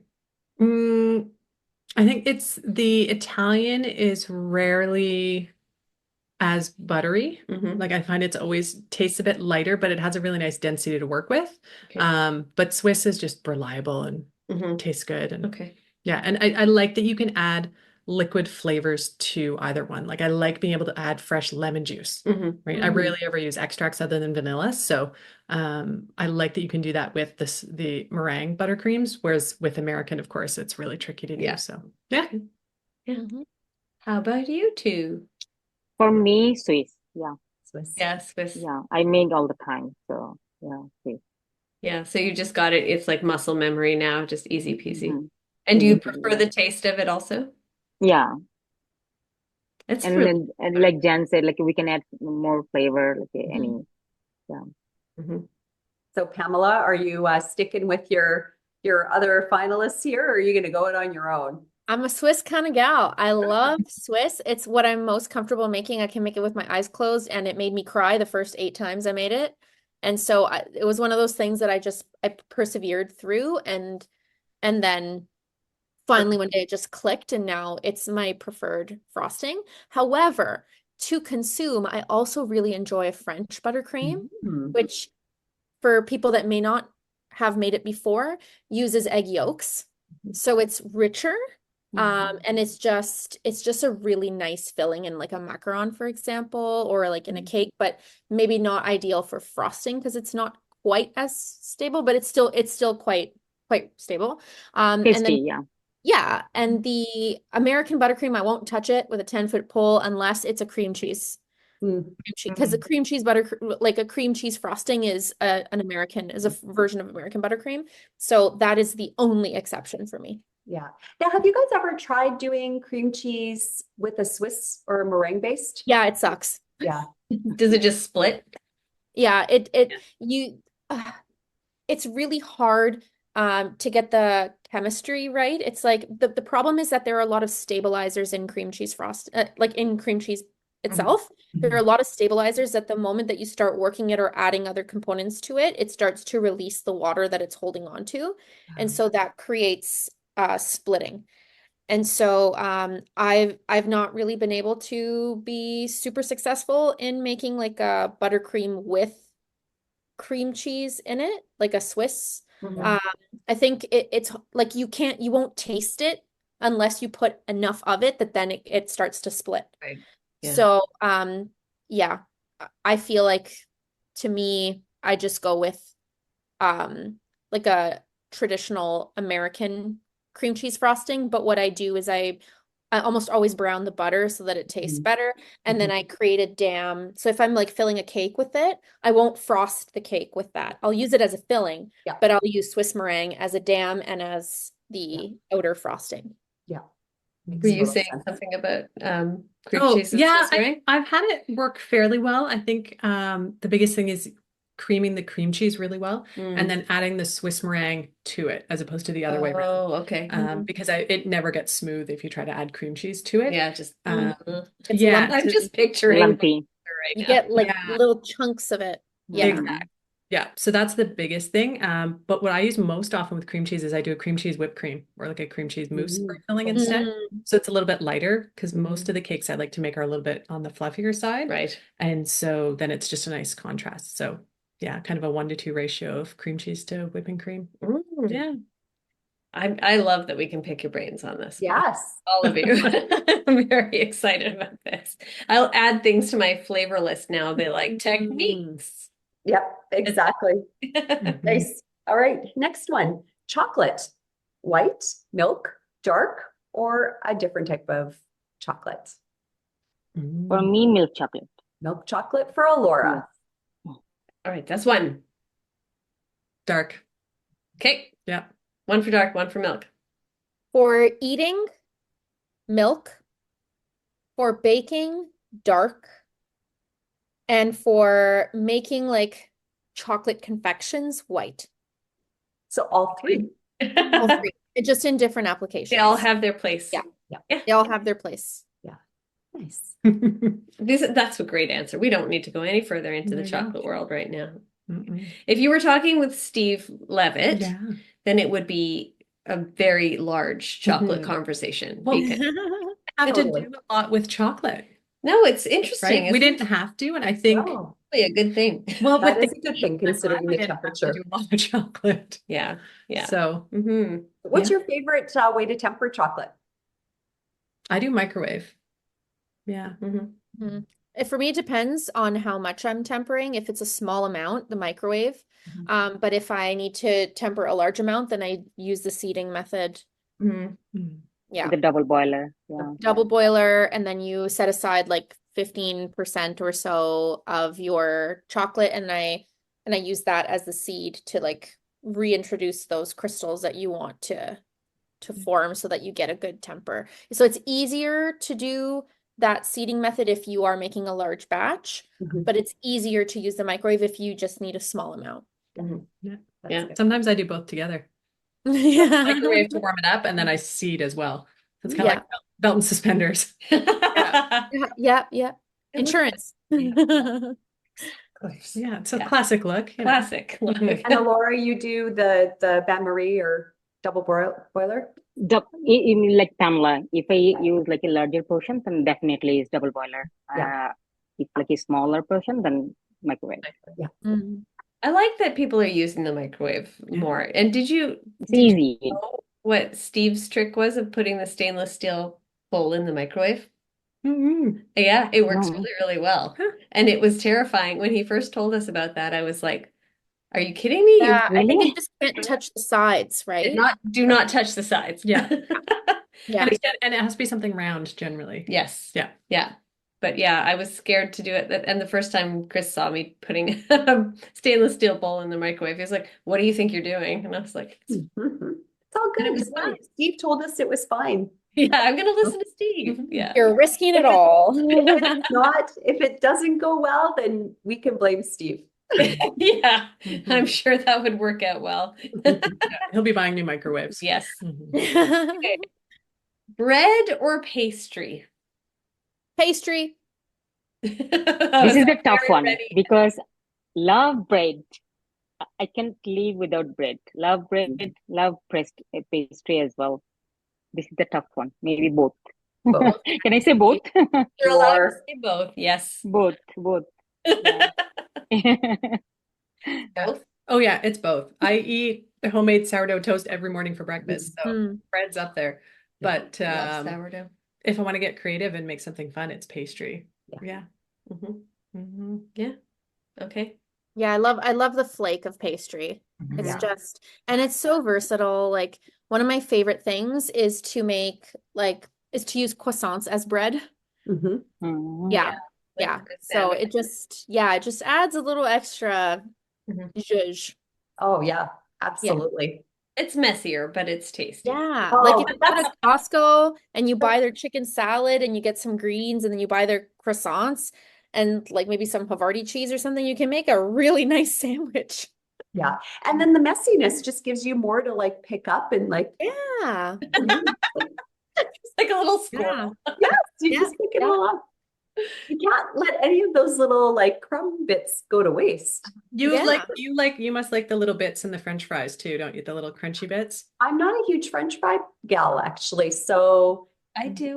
but any little crunchy bit I will take. Mm. Any little crunchy bit I will definitely take for sure. So Me too. yes, but I if like I'm gonna have crunchy. French fries, I go for the smallest, most well-cooked ones Mm, Hmm. mm. all the time. Those are That the was first pretty ones much, that I will eat. yeah, that was pretty much my samosas. That's why I like that shape because it's more crunchy edge bits. There's lots of Hmm. edges. Ah, Mm. Yeah. yes. Yeah. Yeah. It's your This is turn. Oh, nice. is it mine? You can look at me, but I'm just not going to throw it back at you. It's your Baking in the tent or baking at home? Both. Elora. That's three questions you've said both. Yeah, we're keeping count, Elora. That. I don't know. No, definitely baking in a at home for sure. Like because I know like what I'm doing. Mhm. But tent, the place, it was amazing, right? We um we bake so many things over there. There's everything on the set, everything on hand. So yeah, I love baking in a tent as well. Both. That's good. If I can do again, I'll do it again. Okay. We All don't right. have to ask that question then. Yeah, I can imagine that it would be something that, because it was a really good experience for, it Hmm. seems I know like, it's stressful for sure. It's stressful, hard, but yeah, definitely. yeah. Mhm. Do you all say the same thing? Is it both or? You know, I think baking on the last day in the tent, even though my baking didn't go that well, but because we got to bake in the tent, we had our dish fairies, which are amazing, and then our families were actually there. So Yeah, I Hmm. say baking in the tent in the finale because we kind of get the best of both. Yeah. Mhm. that's a very safe answer. Good answer. I would say baking in the tent because um at home I like procrastinate a lot while I'm baking and I like get distracted and then like I'll start something and then I'll be like I don't feel like finishing this or I have to like sometimes psych myself up to start Mhm. baking because I have so much going on all the time that I don't usually have just a whole day to dedicate to baking something that I want to try. So I prefer baking in the tent because everything else in my life just stopped and I was able to just focus on the experience. And I learned so much about myself and pushed myself so hard and accomplished these things in this time limit that I never fathomed I would have ever been able to do. So definitely baking in the tent. Awesome. And you get to do it around all of your friends, which is like amazing. At home, I'm baking by myself. That's true. You know? That's fair. So it's really nice to have the support of the other bakers there that are simultaneously going through it. And Mhm. so you have that camaraderie is so real and that support is so meaningful in such a stressful moment. And it really brings the joy right back into those hard times where things maybe don't always work out the way that you wanted them to. Yeah. And how quickly did those friendships develop? Was it like pretty much instantaneous when you met each Yes. other? Like just felt like, Yeah, I think it felt comfortable right away. Mm. Yeah, right Pretty, away. Mhm. yeah. Yeah, First because day. Yeah. everybody wanted to be there, right? Hmm. So already the energy was infectious. It was positive, and everybody that showed up with so much gratitude and humility and appreciation. And I think that that is something that bonded us, especially this being like a very niche interest. And everyone was there alone, right? And just excited to meet their people. So I think the friendship started really quickly and have continued and have really deepened and strengthened over time. And now a lot of us keep in touch not because of baking, but because we actually like are invested in each other's personal lives, which is really nice. So special. And it's gone even further than just your own season too. You Mm, guys just recently got together with other people from like a lot of people from your own season, but also from other seasons that you were able to meet up with and spend some good quality time with. And right. yeah, so that's Yeah. so wonderful. Yeah. It's nice to know that people care to make the tremendous effort that it takes to get back together when people live all over the country, right? And so it's really something I have a lot of gratitude for, because it's one thing when circumstance puts you together Yeah. and you become friends because of circumstance or Trauma bonding. proximity or location or whatever. But it's another thing entirely when you choose to maintain that friendship and to nurture it and to put in the effort that it takes to keep it going. That's Yeah. so wonderful. Yeah, it is.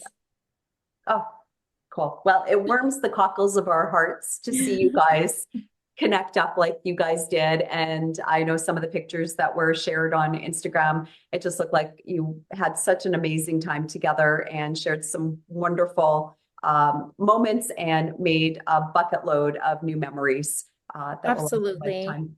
So, Absolutely. Yeah. so Yeah. sweet. Yeah. Nice. All right. Our last and probably most important question. Lisa, it's yours. No, it's not. Is it not? No. No, it's yours. No, It's it is. Nice try. Nice try. I'm all done Nice now. try. I can put that away. Nice try. All The most right. controversial Sorry, one everyone. I'm of the making bunch. this long recording already longer, but okay.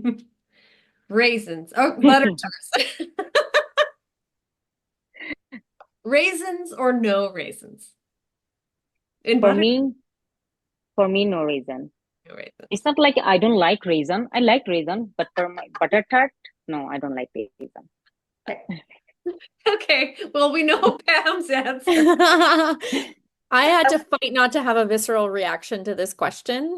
I had to ask myself this question multiple times today so that I could practice in my head so that I wouldn't yell out immediately no. Because I hate raisins, and I have said this multiple times, but raisins belong in like exactly, I don't know, like 3 or 4 places. And if it's not enrobed in chocolate or in a oatmeal raisin cookie, then or a cinnamon raisin bread, then it belongs in hell. So there is no place for raisins in my butter tarts. I love you, Pamela. I love you And too. Elora. We bond over this because Shall we I feel say very, yours very is passionately. raisin? Well, Yours. I'm open to raisins. Mhm. I've also made thousands of butter tarts. We can't be So friends. that's I'm just joking. So my preference for butter tarts is actually pineapple and coconut. Oh, So That is not what I would ever expect out of Yeah. a butter tart. That no. does sound delicious, actually. I would love to try that. I used to make a lot. I used to sell butter tarts at the market Mhm. in the tart cart. And Tart. yeah, so I used to make 10 or 12 different kinds of butter tarts. So I've tried a lot of things in butter tarts. Mhm. So Yeah, what was raisins are not the best option.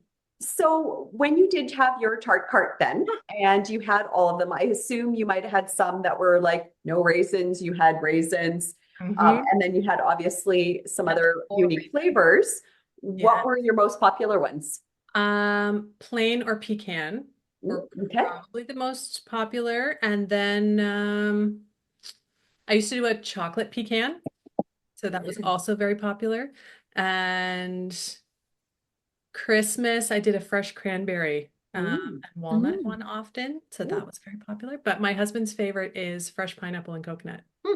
Mm. This sounds delicious. That does sound good. I didn't make any at the last watch party. I did do raspberry and coconut. I don't know if you tried one of those. No, I didn't. Yeah, That was raspberry and coconut's really good because when you sprinkle coconut on top of the butter tart before you bake it, you get like that broiled icing flavor, Mhm. especially if you do ones with pecans inside. So that's, yeah, there's I lots. would love to try Stephen Levitt's The bacon one. bacon. Yes, bacon butter tarts. That was like music to my ears. Mhm. No, that Well, is something like maple bacon butter tarts. I would like to try that. Yeah. you guys live in the same area, right? Yes, I think he's from Aurora. Yeah. Yeah, and I'm from Stainer. Originally, I'm actually from like Toronto, Mississauga. So I was born in Toronto, and then I moved to Mississauga when I was maybe like 5 or 6. And then I lived in Mississauga for most of my life. And then I moved to Stainer 4 years ago. So yeah, so now I'm in a very rural community. And then I teach in Alliston, which is also quite rural. It's a farming community. But yeah, we're not very far from each other at all. Oh, You so wanted I to think drive. you can probably make that happen then. Yeah, yeah, I'm sure you yeah. would. I'm sure Yeah. he's already on it after listening to this podcast. I was gonna say, Scrapping up Stephen, and getting in the kitchen. you need Stephen, to I'll get make the Pamela. pastry, you make the filling, okay? There you go. That's awesome. Well, before we wrap this up, and I really appreciate all three of you taking your time because I know it's a bit more difficult when it's not a one-on-one conversation. But I think we've navigated this very well. It's been an honor chatting with all of you. But we always ask our bakers for a baking scrap. So a tip or a trick to pass on to people who maybe just need an idea of what to do when they're baking, or people who are just starting out.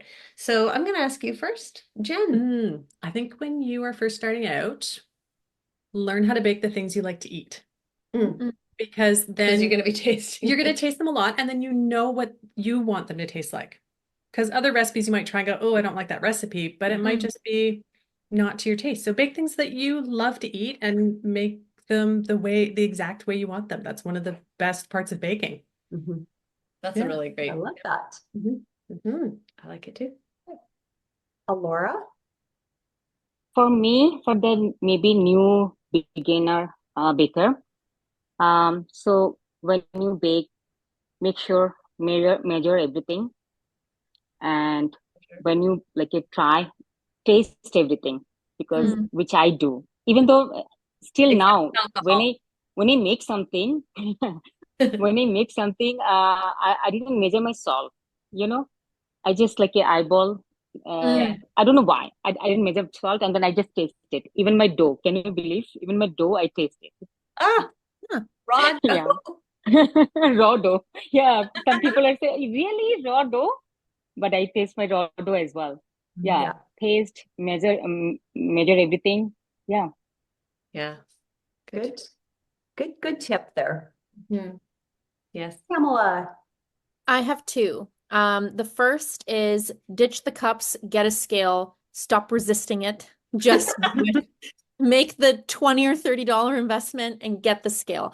And that, to me, the scale is the only way to know that you can reproduce a recipe as intended, and that you can reproduce your own recipe exactly the same way every time. So when you're using cups, people have different ways of measuring. And, like if you scoop out 1 cup of flour, and then Lisa scoops out another cup of flour, and Jen scoops out another cup of flour, and we weighed all three of them, they would all weigh different amounts. And so just a small amount can make a big difference in a lot of bakes, especially things like macaron. So my main recommendation is get a scale and follow recipes that use gram measurements. And if it's not in gram measurements, you can convert it. You can convert things. There's a website, I think it's called Omni Calculator. And so you can convert cups to grams, grams to cups, ounces to milliliters, whatever. My second tip is, when you're making a recipe, if you're making it for the first time, follow it exactly as intended, so that you know what it's supposed to taste like and what it's supposed to look like. And then you can start making changes. And if you do make changes, one variable at a time. Because if you change more than one thing and something doesn't work out, you won't be able to pinpoint what that thing is. Yeah, excellent advice. I mean, all three of you. I mean, we are learning from the experts here that obviously have so much to share, and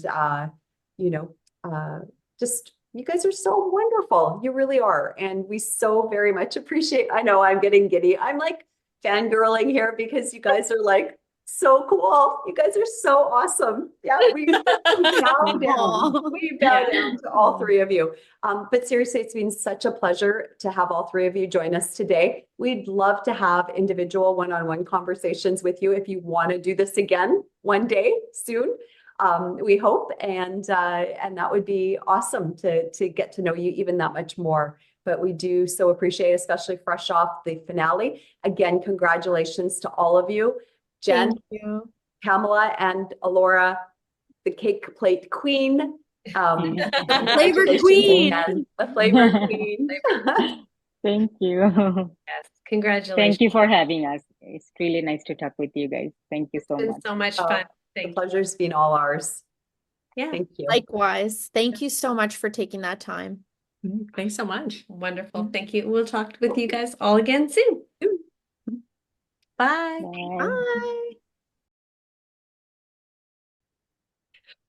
That was so much fun. Oh my goodness. Weren't they just the best? Yeah, and I mean, it's always a little bit difficult when we have multiple guests, when we're trying to divide our attention and then sometimes have little gaps in questions and answers, etc. But wow, it worked really well. It was so nice. It was nice to chat with them. And especially, you know, they just got over, finding out or actually seeing the final episode and dealing with all the emotion. I'm sure they had a ton of people just, reach out to them and giving them support and all the love that they so richly deserved. Yes. And it was so wonderful that they made time. Mhm. And we were able to find time for all three of them to get together at the same time. So that was so wonderful. Oh, And wonderful. yeah, And that's a wrap for us, my friend. it is. It's a wrap for us First today, date. but for season 8, but we'll actually get a chance to chat with Jen and Elora and Pamela again individually Yeah. at some point in the near future, probably in the new year. We will be launching those episodes, so Yeah. stay tuned for those. And yeah, in the meantime, we get to have all that excitement around season 9 and Don't get me applications started. for I'm season like, 9. oh no. Now I have to think about that. But I'm Oh, happy. it's not like you haven't been thinking about it all year long. I think about it every single day, but Yeah. admittedly, I was thinking, okay, now that we're wrapping up our coverage of season 8, now I'm not going to be doing the bake along. I'm going to be able to just kind of relax, and you and I are going to be having our break Mhm. from podcasting for a little while, starting in Weeks. Yeah. December. And I was like, okay, and then in January I'll start thinking about applying for season 9. And now I'm like, okay, so Woo. I'm making my video today. Well, can't wait. Good luck to you this Thank for season 9, my friend. Thank you. Have you decided? Come on. I'm going to sleep on it. You know you want to. I know. I know. I know. It's hard sometimes. I mean, and like Pamela was saying, you just don't want to have the rejection again, right? So, Yeah, and it's not even that. I think there's lots going on all the time. Mhm. And yeah, so we'll see. We'll see. It'll be I think, if I am, I'll put my application in sooner than later because Yeah. obviously that makes a big difference, right? Yeah. So, but I'm really glad you're at peace though. oh yeah, totally. I mean, you have to be, right? Mhm. It's one of Mhm. those pipe dreams, and sometimes, you go for it and things happen Mhm. and you get to live out your dreams, which Mhm. would be amazing. And then other times they just don't, right? For one reason or another. And I'm good with that. Things Yeah. happen in life for a reason. You just Mhm. got to go with it and just find the joy in other ways. Yeah. If things don't happen, I, We've been having some great opportunities and we've made some great opportunities for ourselves. And you know what? I couldn't ask for anything better than what we've accomplished these past few months. oh So, my goodness, we should be very proud of everything that we've done and high five, my friend. and so grateful to everybody else around us that has supported us in spades, Yes. our respective partners, Mhm. our families, all of the bakers that have been so gracious with their time and energy and support of us in this crazy baking scraps endeavor that we've taken on. Mhm. So I'm so grateful. I'm so very grateful, and it still keeps me connected and geeking out about baking, which Mhm. is, one of the major reasons why I'd want to do the tent anyway, Yeah. right? Yeah. So yeah, 100%.